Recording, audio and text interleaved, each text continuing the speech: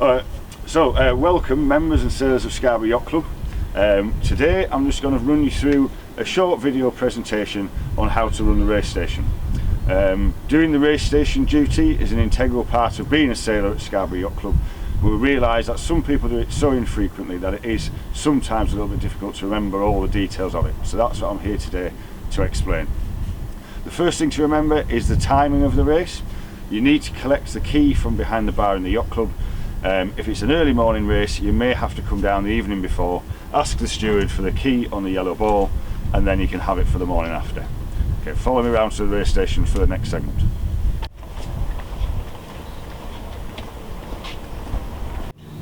Okay, so here we are.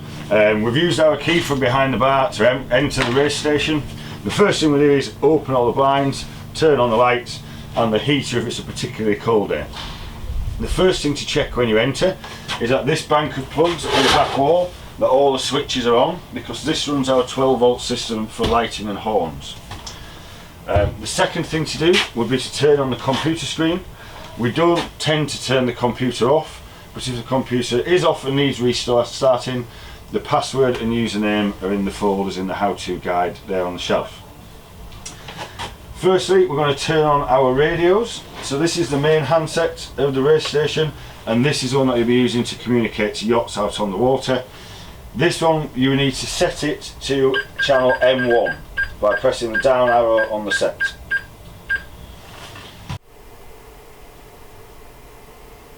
Also in here, there is a handheld VHF which should have been left on charge. This one you'll turn on and set to channel 16 so that you can monitor any maydays or calls for assistance that might be heard from the water.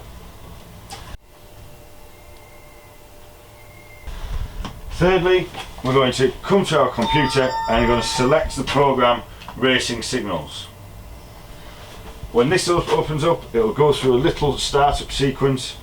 It should take no longer than about 10 seconds. From there we can select our start sequence, which will be either SYC multiple or SYC single, based on whether it's a multiple class start or a single class start.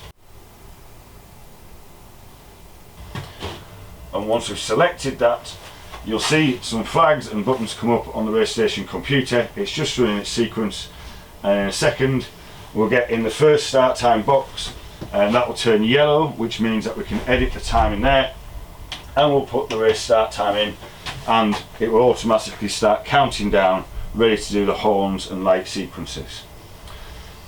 After we've done this, the next part of the setup is getting our paperwork ready for the day.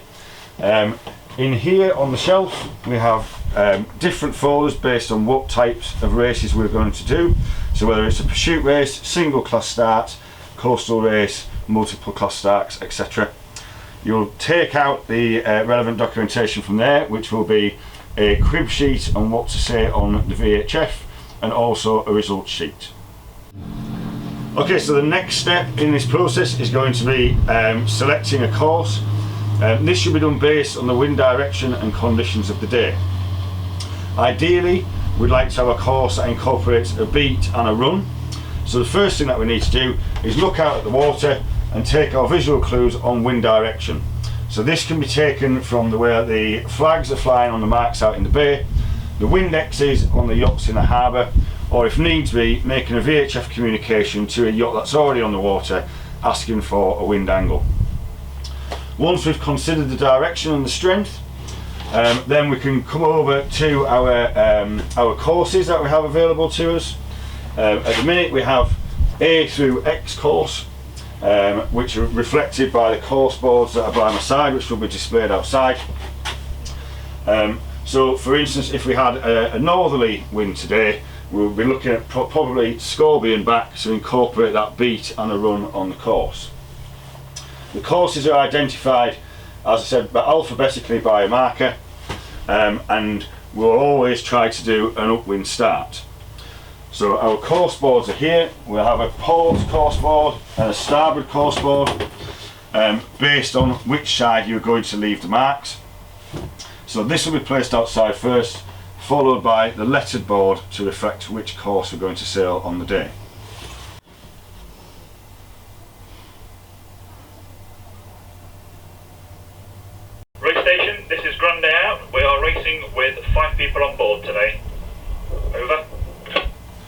Grande out, this is the race station. Thank you very much, race station standing by.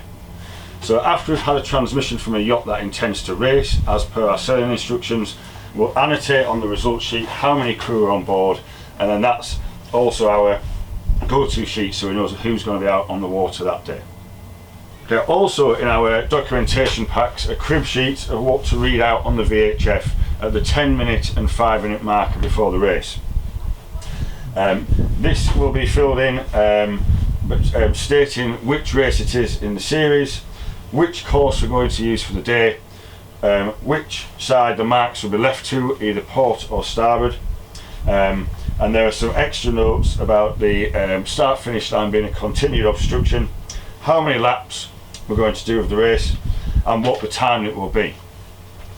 If we set an X course, which is a course of your choosing, please read out every mark on the course. Please refrain from using terminology such as 3 laps or so many roundings, because this has caused confusion in the past. So please read out every mark which is to be passed on the course. At the 10-minute gun, when our timer has counted down to 10 minutes and the horns have gone off, you can read out the crib sheet. The same again at the 5 minutes. After that moment, there is no need to say anything else on the VHF. Today, in the event of either light winds or fog, we may choose to postpone the race. This is a simple process. So we leave our race programming running with the start time entered, and all I need to do is hit the yellow postpone button. This will engage the light sequence and the sound sequence to alert the fleet to a postponement. I'll make the announcement on the VHF to the fleet over M1 that there's a postponement to racing, and I'll change the first start time box on the race programme to what will be the new start time. This will automatically change our countdown. When we are confident that the race can run, we need to take down the postponement signal at least 10 minutes before the first signal. To do this, we just hit the postpone button again, which is now coloured green. The horns have gone off, the light sequence has gone out, and we're ready to go into a start sequence. Okay, so we're into the final 5 minutes of our race start countdown. Our number 1 and our number 2 mark out in the bay are in a distance marker and outer distance marker. But the start line itself is between the diamond on the race station roof and the diamond on the pier. The diamond on the race station roof above my head, we've painted a line down the window to reflect where that sits above it.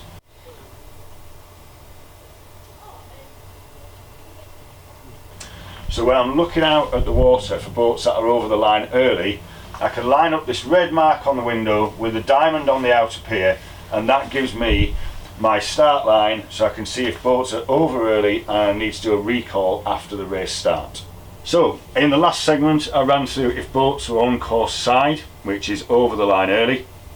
In the event that they are, this recall button after the start time on our race programme will be coloured yellow, which means that you can use it. If a boat is over early after the start signal has gone, you can hit recall on the mouse, the horns will go off, the light sequence will go off. You can use the VHF to alert the boats which were over early, although this isn't a requirement under the racing rules of sailing or our sailing instructions, it's a courtesy. Once the boat has cleared back across the line to the pre-start side of the line, you press the recall button again, the light sequence will stop, the flag on the top of the racing programme will come off, and also if you wish you can alert the vessel on the water that they have cleared the line again and are clear to start. In the event of the weather getting either lighter or it's deteriorating, we may want to consider shortening the course. If this is the case, you just need to follow this next process. So we're going to take the shortened course flag from our flag holder over here. The shortened course flag is flag S. We'll go onto the roof through the hatch here, up the ladders, and hoist it from our gantry that we have up there on the yacht club roof. Then we'll make our way back into the race station, hover the mouse over horn short, and we can blow the horn twice.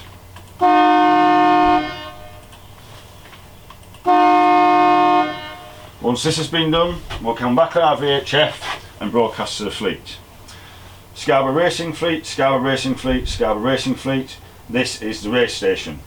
The course has been shortened to 1 lap. I repeat, the course is shortened to 1 lap for all classes. Race station standing by. The process is as simple as that. In the event of a missing or submerged mark, it can throw up quite a few challenges for the race officer on how to continue with the race that day. The best thing to do in this situation is to contact someone from the sailing committee. We have a list of names and numbers on the wall here, or if you know that there's a member of a sailing committee on the water, you can hail them on VHF channel M1 and ask for advice and steps on what to do next. We're coming towards the end of our race and we can see the first boat approaching the finish line. It's key to remember at this point that our finish line is different to our start line. The finish line is the diamond on the top of the race station, which is indicated again by our red line on the window and the number 2 mark. As boats cross between that transit from the line on the window and the number 2 mark, we can press the finish button on the computer here, which will give a horn signal, and it will record the time on the screen, which we can later transcribe to our race results sheet. We've come to the point now where our racing is finished for the day and we need to pack down the race station. The first thing to remember is to take down any flags that you've put up. So today I went through the shortening of a course, so we'll probably take down the shortened course flag, possibly the Y flag if it's winter, and store them back in the flag storage. Then we need to go outside, make sure we bring our course boards in, stack them neatly at the back of the race station. Once we're confident that we've got our times transcribed onto the results sheets correctly, then we can terminate the race program. This is as simple as clicking on the start sequence drop down menu and clicking the terminate option. That will terminate the program, and all we need to do from here is turn off the screen. It's fine to leave the computer running. From there we'll turn off our VHFs, the fixed handset and the handheld, making sure that the handheld is left on charge for the next race officer of the day. It's okay to leave our plug bank on at the back here, but please make sure that you've turned off the heater before leaving. Okay, so we're all finished for the day now. The race station's packed down, we've closed the blinds. You just need to remember to make sure that you take your race results sheet and give it to either the honorary handicapper or a member of the sailing committee so they can input the race results.